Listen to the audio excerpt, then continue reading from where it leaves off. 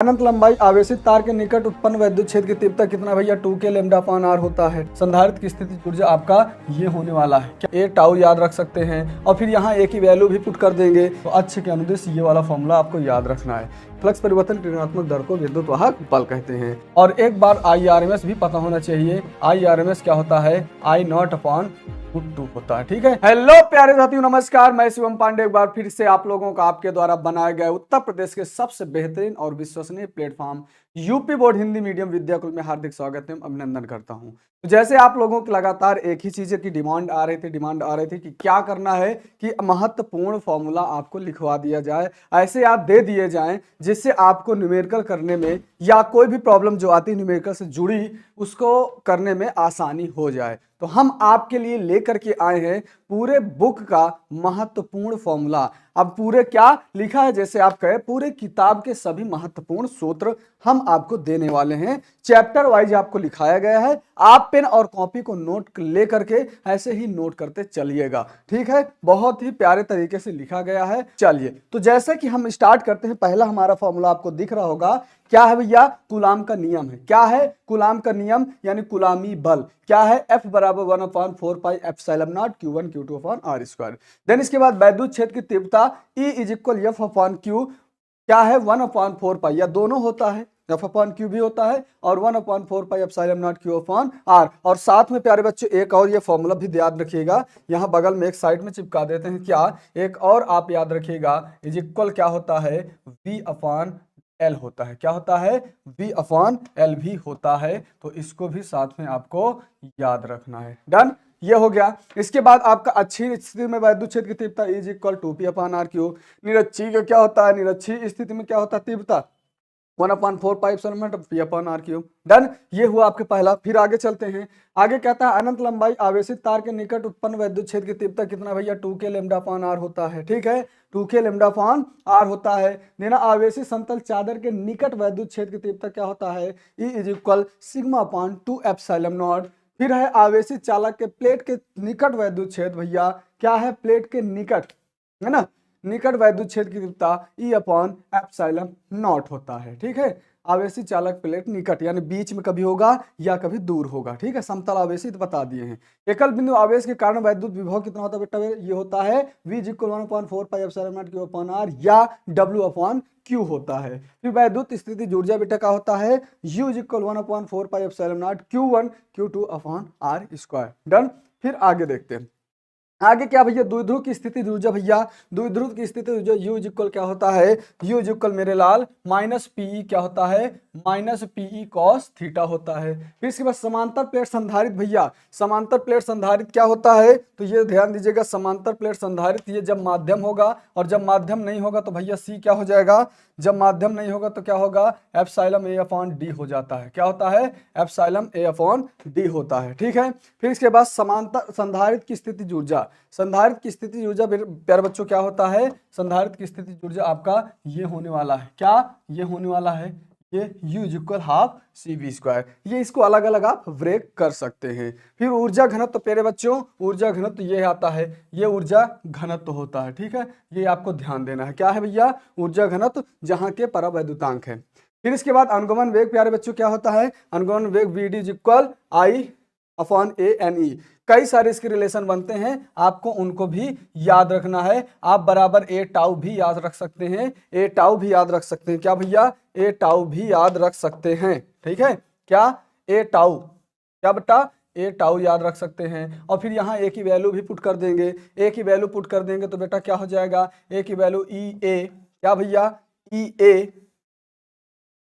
है ना? हाँ, EA अपॉन यम, यहाँ पर टाउ, तो ये भी अनुगमन वेग का भी क्या है? फॉर्मूला है। ठीक है, इसके बाद गतिशीलता बेटा क्या होता है? गतिशीलता होता है VD अपॉन E होता है। गतिशीलता क्या होता है प्यारे बच्चों? गतिशीलता VD अपॉन क्या होता है भैया? VD अपॉन E होता है। चलिए आगे चलते हैं, स्क्रीनशॉट आपको लेना है तो ले सकते हैं। ठीक है, चलिए आगे चलते हैं।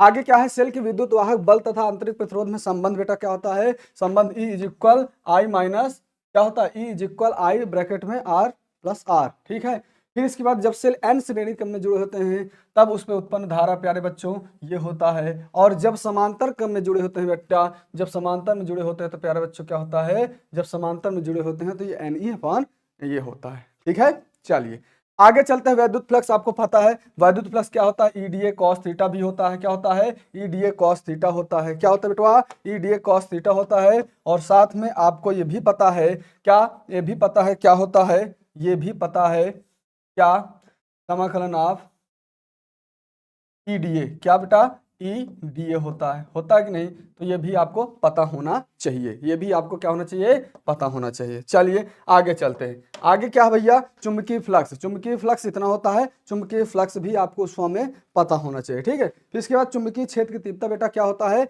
ये बायोट सेवर्ट के अकॉर्डिंग बताया गया है। क्या है, बायोट सेवर्ट के अकॉर्डिंग ये बताया गया है, ये होता है। ठीक है, चलिए इसके बाद आगे चलते हैं। आगे क्या है, आगे हमारा है परिमित लंबाई के ऋजुरेखी धारावाही चालक के कारण। भैया ये याद रखिएगा, बहुत ही महत्वपूर्ण फॉर्मूला है। परिमित लंबाई का साइन क्या होता है, साइन क्या होता है, φ1 φ2। ठीक है, इसके बाद वृत्ताकार धारावाही कुंडली के अक्ष के अनुदिश, तो अक्ष के अनुदिश प्यारे बच्चों क्या होता है, तो अक्ष के अनुदिश, ये वाला फॉर्मूला आपको याद रखना है। फिर इसके बाद है धारावाही वृत्ताकार लूप के केंद्र पर, तो लूप के केंद्र पर सबको ये कंफ्यूजन बहुत रहता है, तो इसलिए सबको ध्यान से रखना है। ये लूप के केंद्र पर है, ये कुंडली के अक्ष के अनुदिश है, और ये क्या है, ऋजुरेखी धारावाही कारण चालक के कारण है। अगला है देखिए अनंत लंबाई के सीधे तार। ये अनंत लंबाई के सीधे तार, ये एम्पियर के नियम को डिफाइन करेगा, ये एम्पियर के नियम से आता है। ठीक है, ये हुआ। फिर इसके बाद धारावाही परिनालिका के भीतर, यानी जो आपका धारावाही परिनालिका होता है, तो उसका फॉर्मूला बेटा ये बनेगा, ये पूरा होता है जब यानी इक्वल क्या होता है, कैपिटल N अपॉन L हो जाता है, तब ये फॉर्मूला बनने वाला है। ठीक है, चलिए आगे चलते हैं। स्क्रीनशॉट आप ले लीजिएगा, लेना है। ठीक है, चलिए आगे चलते, कहता है एक समान चुंबकीय क्षेत्र में गतिमान आवेश पर लगने वाला जो बल होता है, क्या होता है, F = QVB sin थीटा। अब इसमें बेटे, इसमें बहुत सारे फॉर्मूला बना सकते हैं, बहुत सारे बना सकते हैं। जब ये 90 डिग्री पर होता है, तो यहाँ पर बनता है mv²/r, यह अभिकेंद्र बल इस पे काम करता है, तो बेटा ये क्या हो जाता है, QV, V से V कट जाएगा, तो यहाँ पे बच जाता है, यहाँ पर बच जाता है mv/r = QVB, QB। ये सारे फॉर्मूला आपको इसको ड्राइव कर सकते हैं। ठीक है, चलिए आई थिंक क्लियर। चलिए आगे चलते हैं। आगे क्या है भैया, आगे कहता है गतिमान आवेश पर धारावाही चालक पर लगने वाला बल, यानी लंबाई होगी, लेंथ होगी, और उसमें धारा आएगा, तो धारा का मतलब होता है, धारा होगा IBL sin थीटा होगा। ठीक है, फिर दो समांतर धारावाही तारों के बीच, दो समांतर धारावाही के, तो ये पूछा भी जाता है, डेरिवेशन भी हर साल लगभग पूछा जाता है। ठीक है, लगने वाला जो बल होता है, ये होता है, ये μ0/I1I2L/2πr। डन, ये अपॉन यल को अगर इधर ले जाओ, तो एकांक लंबाई पर लगने वाला बल इसे कहा जाता है। ठीक है बेटा, चलिए एक समान चुंबकीय क्षेत्र में धारावाही लूप पर लगने वाला बल आघूर्ण बेटा क्या होता है, NIAB sin थीटा। क्या, NIAB sin थीटा, जहां n क्या है, फेरों की संख्या है। ठीक है, जहां n क्या है, फेरों की संख्या है। अगला कहता है चुंबकीय द्विध्रुव आघूर्ण। चुंबकीय द्विध्रुव आघूर्ण बेटा क्या होता है, चुंबकीय द्विध्रुव आघूर्ण टाउ = MB sin थीटा होता है, MB sin थीटा होता है। ठीक, चुंबकीय द्विध्रुव आघूर्ण की स्थिति ऊर्जा, जैसे वहां पर P cos थीटा है, वैसे यहाँ पर -MB cos थीटा है। भैया यहाँ पर भी क्या है, -MB cos थीटा होता है। डन डन, चलिए आगे चलते, स्क्रीनशॉट ले सकते हैं। आगे है प्रेरित विद्युत वाहक बल। बेटा देखिए, प्रेरित विद्युत वाहक बल क्या है भैया, प्रेरित विद्युत वाहक बल E = होता है -d∅/dt। मतलब उन्होंने कहा, फैराडे ने बताया कि एकांक समय में जो फ्लक्स परिवर्तन की ऋणात्मक दर होती है, उसी को क्या बोलते हैं, फ्लक्स परिवर्तन की ऋणात्मक दर को विद्युत वाहक बल कहते हैं। ये होता है, और एक फॉर्मूला इसके साथ ये भी आप इंक्लूड रखिएगा। ठीक है, चलिए प्रेरित धारा क्या होता है, प्रेरित धारा बेटा I/, क्या होता है, ER होता है। ठीक, फिर स्वप्रेरण गुणांक, स्वप्रेरण गुणांक क्या होता है भैया, ये आपको याद रखना है, और साथ में साथ ये भैया जरूर याद रखना है, लंबी परिनालिका का स्वप्रेरण गुणांक, लंबी परिनालिका का स्वप्रेरण गुणांक बेटा ये होता है μ0। ठीक है, ये डेरिवेशन याद रखिएगा कैसे आया है। ठीक है, चलिए आगे चलें।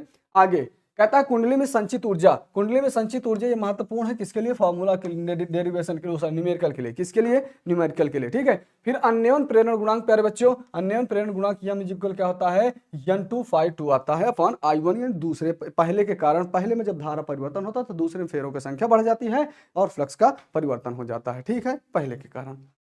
इसके बाद आगे चलते हैं, दो परिनालिकाओं के बीच बेटा, ये बहुत ही जरूरी है, बहुत ही इंपॉर्टेंट है, ये चीज आपको ध्यान देना है, दो परिनालिकाओं के बीच।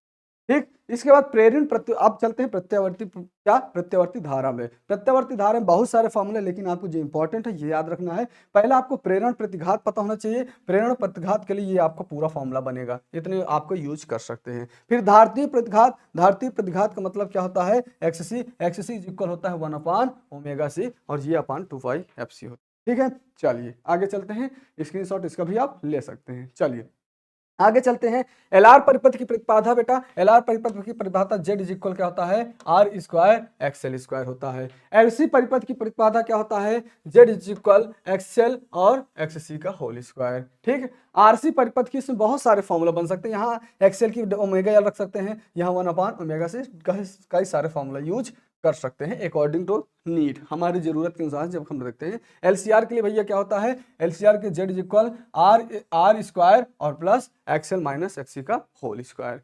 फिर अनुनादी आवृत्ति क्या होता है बेटा, अनुनादी आवृत्ति जब परिपथ क्या होता है, अनुनाद की स्थिति में होता है, तब ये अनुनादी आवृत्ति का फॉर्मूला बनता है। फिर अगला है प्रत्यावर्ती धारा परिपथ में औसत शक्ति।